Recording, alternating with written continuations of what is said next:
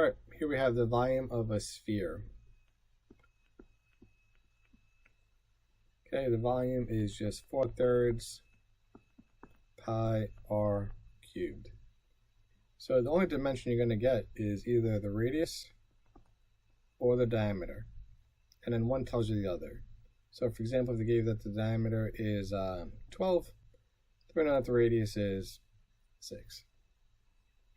All right, so let's say volume is 4/3 pi 6 cubed. I don't know why I picked 6. I don't know what 6 cubed is. Let's see. Luckily, you'll have to use a calculator on the entire test. So volume is 4/3 pi times 216. So I'll do 216 times 4/3. And we get 288. So the volume is 288 pi. You can excel with Cadell.